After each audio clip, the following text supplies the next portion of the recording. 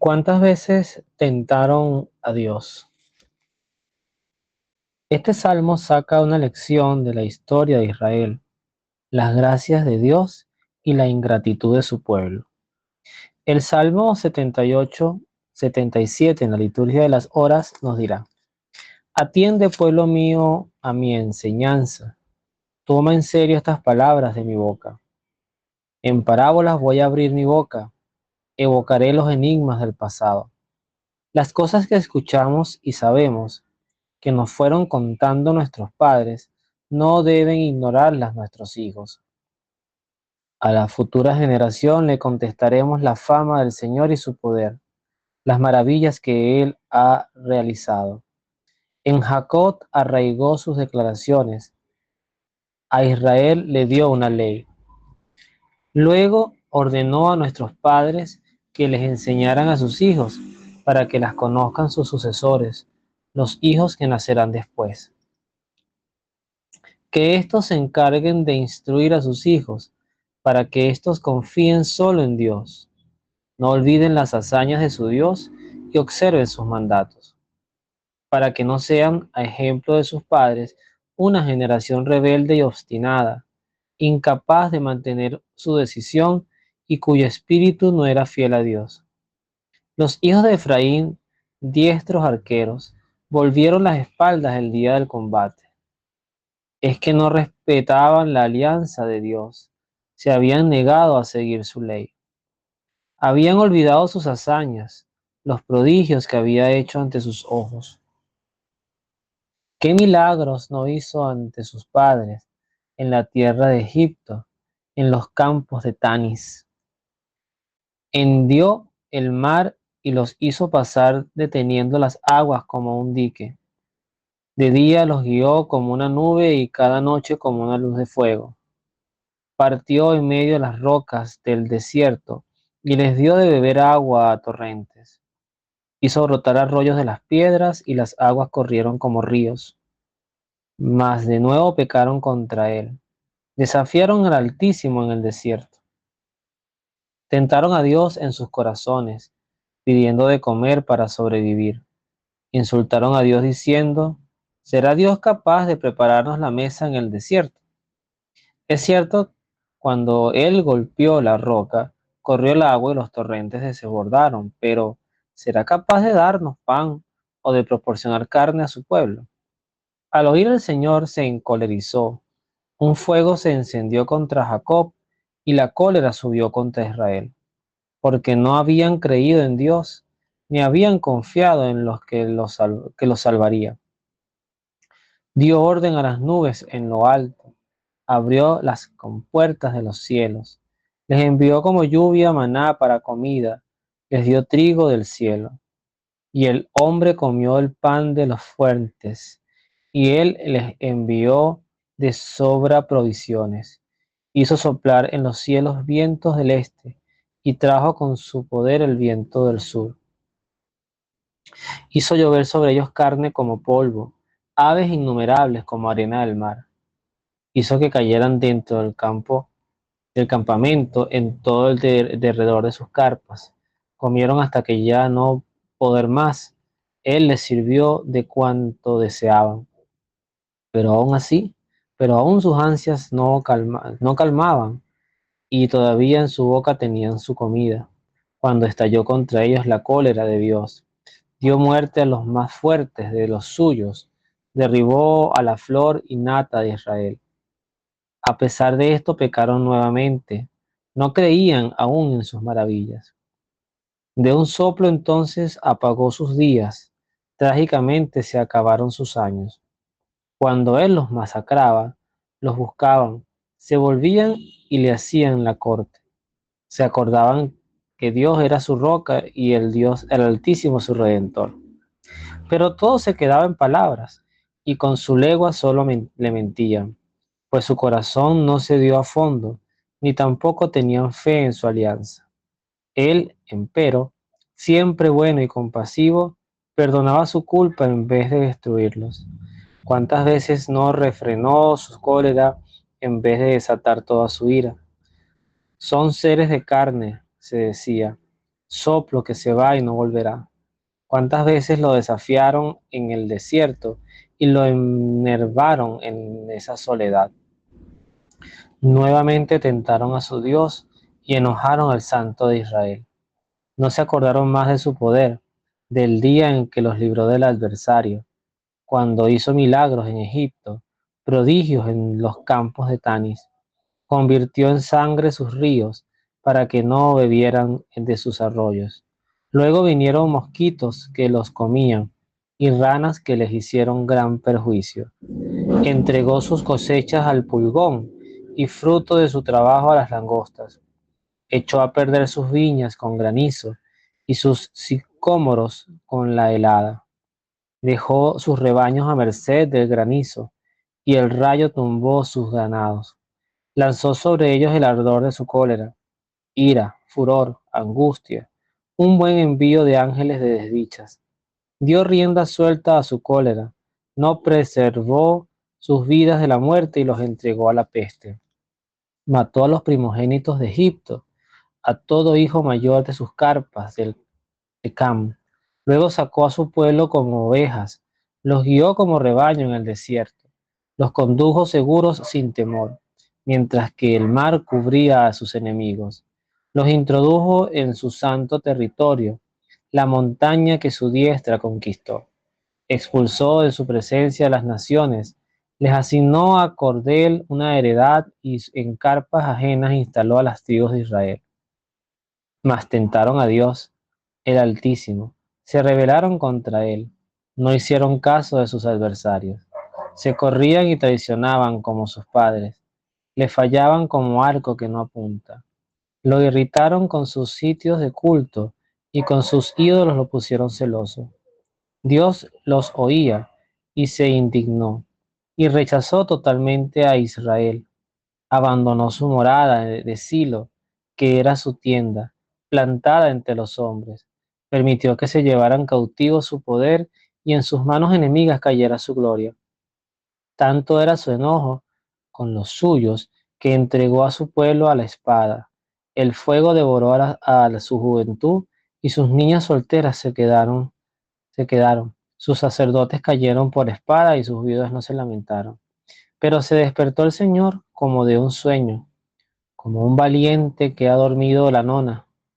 Hirió a sus enemigos por la espada, los dejó humillados para siempre.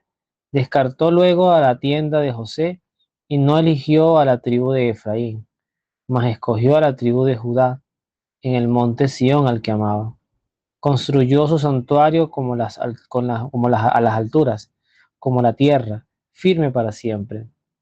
Eligió a David, su servidor, lo sacó del redil de los corderos, lo llamó cuando cuidaba a las ovejas para pastorear a Jacob, su pueblo. Fue su pastor con su corazón perfecto y con su mano prudente los condujo. Salmo un poco largo, de 8 minutos de lectura, de los más largos que me ha tocado de momento leer. Sin embargo, hay un salmo que es muy largo, que ya llegaremos a él si Dios lo permite, que es el 119. Pero bueno, vamos a entrar un poquito en la meditación de este salmo. Es un salmo interesantísimo porque es la narrativa que describe mucho lo que ocurre entre el primer y segundo libro de los jueces, pero además también todo lo que ocurre en el Éxodo, y es una radiografía de nuestro propio comportamiento humano. Es increíble la herida tan profunda que ha dejado el pecado en toda nuestra especie humana.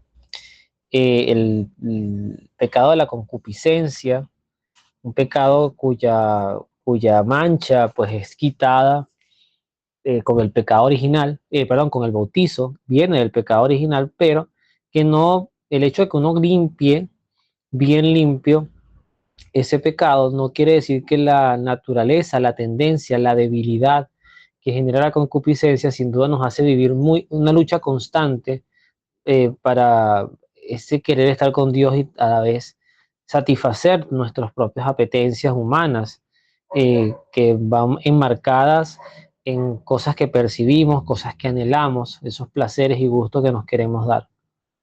Jesucristo en su radicalidad, y eso lo entiende muy bien el rey David con sus enormes imperfecciones, conversaba con mi esposa en estos días, a pesar de las enormes imperfecciones de David, David fue un rey que siempre supo reconocer sus errores.